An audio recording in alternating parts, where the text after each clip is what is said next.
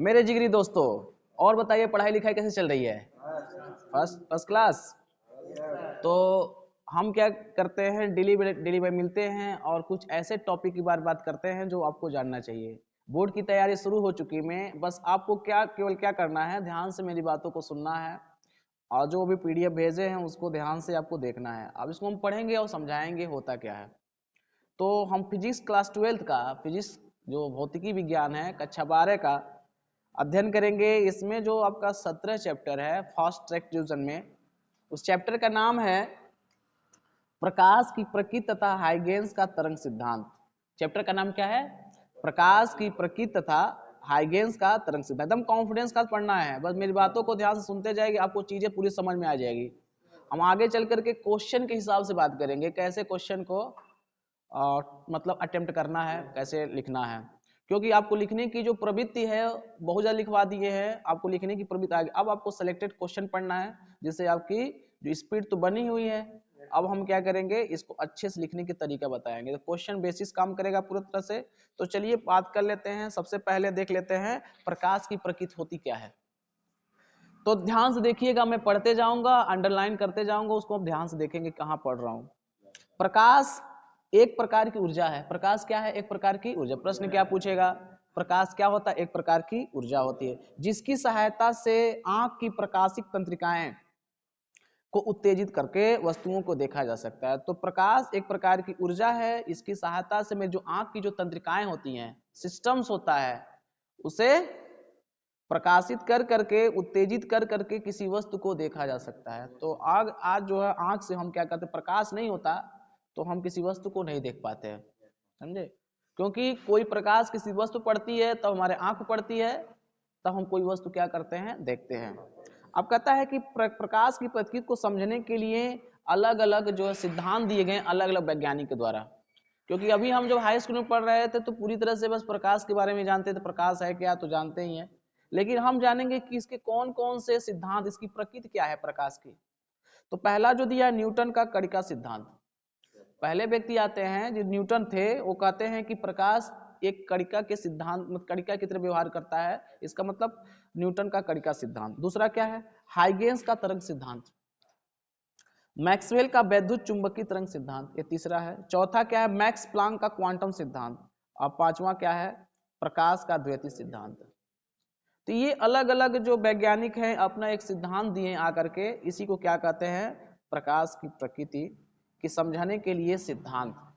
तो कितने सिद्धांत हैं? 5 सिद्धांत हैं। आगे चलकर इन 5 सिद्धांतों के बारे में हमको क्या करना है, पढ़ना है। बस आपको क्या ध्यान देना है मेरी बातों को कि मैं किस तरह से पढ़ रहा हूँ और उसको देखते जाना है। अब जान लेते हैं प्रकाशी पथ होता क्या है। जैसे जब प्रकाश जिस पथ में चलता है उसी क्या कहते हैं, प्रकाशी पथ कहते हैं। देखिए लिखा है, प्रकाश की जितने समय में यन अपवर्तनांक वाले माध्यम में डी दूरी तय करती है, वो उतने ही समय में निर्वात में यन डी दूरी तय कर लेगी। यन के साथ जब डी का क्या करेंगे, मल्टीप्लाई कर देंगे, तो उसे क्या कह देंगे हम, प्रकाशी पथ कह देंगे। यन क्या आपका अपवर्तनांक है और डी क्या उसका डिस्टेंस है, कितने दूरी तय कर रही है, यह दूरी प्रकाशी पथ कहलाती है। जब प्रकाश एक माध्यम से दूसरे माध्यम में जाता है, अब एक माध्यम क्या हो सकता है, या तो विरल माध्यम हो सकता है या तो सघन माध्यम हो सकता है, ठीक है, रेयर मीडियम या डेंस मीडियम। तो उसकी आवृत्ति नहीं बदलती है। देखिए सब चीज बदल जाता है लेकिन आवृत्ति नहीं बदलती है, लेकिन उसका तरंगदैर्घ्य बदल जाता है। अब याद रखिए, जल में तरंगदैर्घ्य को लेमडा से प्रदर्शित करते हैं। तो जल में कह रहा था डब्लू लिखा होगा, लेमडा डब्लू लिखा है ना, लिखा है कि नहीं लिखा है? तो लेमडा डब्लू बराबर निर्वात में तरंगदैर्घ्य लेमडा, और जल का अपवर्तनांक क्या होता है, यन। तो लेमडा डब्लू बराबर होता है लेमडा अपन यन होता है। लेमडा कहाँ है, लेमडा क्या है, निर्वात में तरंगदैर्घ्य है, यन क्या है उसका, जल का अपवर्तनांक है, रिफ्रैक्टिव इंडेक्स ऑफ वाटर। किसी माध्यम का निरपेक्ष अपवर्तनांक प्रकाश की तरंग लेमडा पर निम्न सूत्र द्वारा ज्ञात किया जाता है और उस पर निर्भर भी करता है। तो अगर यन का मान ज्ञात करना है तो ठीक है, a प्लस यानी इक्वल टू कितना होगा, a plus B upon lambda square. इसी से हम क्या करते हैं, किसी माध्यम में किसी माध्यम का निरपेक्ष अपवर्तनांक प्रकाश की तरंगदैर्घ्य अगर ज्ञात करना है तो उसका तो n बराबर क्या होता है, a plus B upon lambda square, जहां a और तथा b क्या है, कांस्टेंट है या नियतांक है, ठीक है। अब जान लेते हैं तरंगार किसे कहते हैं, वेव फ्रंट बोलते हैं इंग्लिश में। जब किसी माध्यम में समान कला की स्थिति में रहने वाले कणों को स्पर्श करने वाली काल्पनिक सतह को तरंगार कहते हैं। किसी माध्यम में समान कला की स्थिति में, अगर कोई माध्यम ले लें उसका एक समान कला ले लें, इसको बताएंगे तो वाले कणों को स्पर्श करने वाले, क्योंकि वहां कण क्या करेंगे आपस में स्पर्श करेंगे, तो काल्पनिक जो सतह बनाएंगे उसे क्या कहेंगे, तरंगार कहेंगे। तरंगार्ग गोली भी हो सकता है, जो जहां मिलेंगे तरंगार्ग वेव फ्रंट मिलेगा तो वहां पर गोला के रूप में बनेगा, या हो सकता है बेलनाकार बन जाए, बेलन के आकार का बन जाए, हो सकता है समतल के आकार का बन जाए। तो कह सकते हैं कि तरंगार 3 तरह के बनते हैं, या तो गोली के आकार, गोला के आकार बन जाएंगे, या तो बेलनाकार बनेंगे, या तो समतल प्रकार बन जाएंगे। किसी तरंगार का प्रत्येक गुण नए विक्षोभ उत्पन्न कर, जहां तरंगार मिलते हैं वहां पर क्या विक्षोभ उत्पन्न होता है। जैसे दो चीजें आपस में टकराएंगे तो विक्षोभ उत्पन्न होता है ना, डिस्टर्बेंस जिसे कहते हैं, ठीक है। यह नया विक्षोभ द्वितीयक तरंगिकाएं कहते हैं, वही जो निकलता है विक्षोभ उसे क्या कहते हैं, द्वितीयक तरंगिकाएं, सेकेंडरी वेवलेंथ, हाँ, या सेकेंडरी वेव कहते हैं। अब जान लेते हैं हाइगेंस का तरंग सिद्धांत होता क्या है।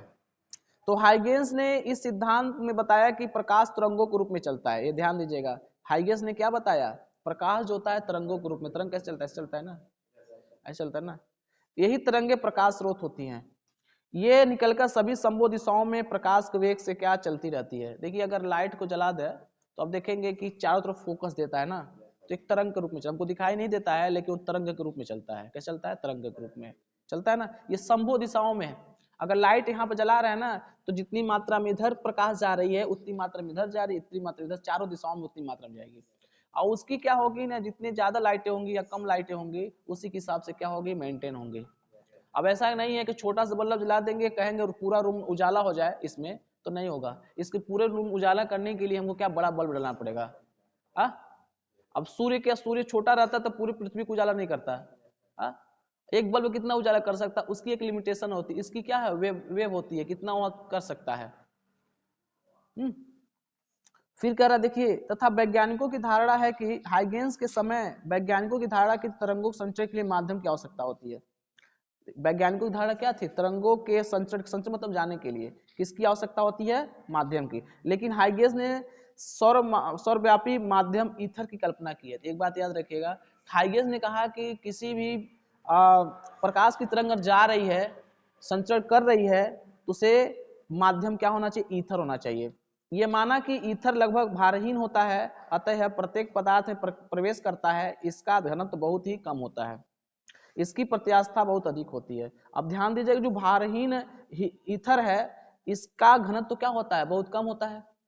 इसका घनत्व क्या होता है, डेंसिटी बहुत कम होता है, तथा इसकी प्रत्यास्था बहुत अधिक है। जिसका डेंसिटी क्या है, बहुत कम होगी, तो प्रत्यास्था मतलब होता है इलास्टिसिटी, कितना तेज फैल रहा है, बहुत तेज होगा। इसी कारण प्रकाश तरंगे ईथर में बहुत अधिक वेग से जलती है, और तरंग वेग कितना होता है, अंडर रूट प्रत्यास्था बटे घनत्व, अंडर रूट प्रत्यास्था बटे घनत्व, E/D होता है अंडर रूट में। ये प्रकाश तरंगे किसी वस्तु परावर्तित होकर हमारी आंख के रेटिना पर गिरती है तो हमें वस्तु दिखाई देती है। इसी कारण हमें वस्तु क्या होती है, दिखाई देती है। अभी तक हम जानते थे कि अगर प्रकाश की किरणें जो है हमारी वस्तु से आंख पर गिरती है तो हमें वस्तु दिखाई देती है, लेकिन ये कह रहे हैं कि नहीं, वस्तु को देखना है तो हमें जो अधिक वेग से जा रहा है तो तरंग वेग जो होगा अंडर रूट प्रत्यास्था बटे क्या होगा, घनत्व होता है, उसके अनुसार होता है। इस सिद्धांत के अनुसार अलग अलग रंगों की प्रकाश तरंगों की लंबाइयां क्या होती, अलग अलग होती है। अब जानते हैं लाल रंग की जो तरंगदैर्घ्य क्या होती, ज्यादा होती है, और बैगनी क्या होता है, कम होता है। इसी से बैगनी रंग का जो वेवलेंथ होता है कम होता है, और तरंगदैर्घ्य उसका क्या होता है, रेड का मतलब लाल का ज्यादा होता है ना। और उसकी फ्रीक्वेंसी क्या होती है, फ्रीक्वेंसी लाल रंग की कम होती है और बैगनी रंग का क्या होता है, ज्यादा होता है, उसका उल्टा काम करता है। तो ये हमारा क्या था, कुछ इंपॉर्टेंट फैक्ट थे जो आपको जानना चाहिए था। तो हम प्रकाश की प्रकृति तथा हाइगेंस के तरंग सिद्धांत के बारे में, अब आपको क्या करना है, इसको लिख लेना है, इसको एक दो बार इसको पढ़ना है। जो चीजें नहीं समझ में आएगा हमसे क्या पूछना है। जब बार बार किसी टॉपिक का जब हम रिवीजन करते हैं तो हमारे दिमाग में क्या करता है, वो बैठ जाता है, रच बस जाता है। अब इसमें बहुत सारे क्वेश्चन दिए हुए हैं, हम आगे चल करके इस क्वेश्चन को क्या करेंगे, बात करेंगे। इसी क्वेश्चन को 2023 में पूछा हुआ है, 2018 में पूछा हुआ है, 2006 में पूछा, मतलब अलग अलग समय में पूछा हुआ है। देखिए 2023 में पूछा हुआ था, मैं क्वेश्चन पढ़ देता हूँ 5 अंक में। हाइगेंस की द्वितीयक तरंगिकाओं का सिद्धांत लिखकर इसकी सफलता विफलता पर प्रकाश डालिए। उत्तल लेंस के फोकस पर रखे बिंदु स्रोत के कारण लेंस से निर्गत प्रकाश के तरंगार का क्या करना है, निरूपण करना है।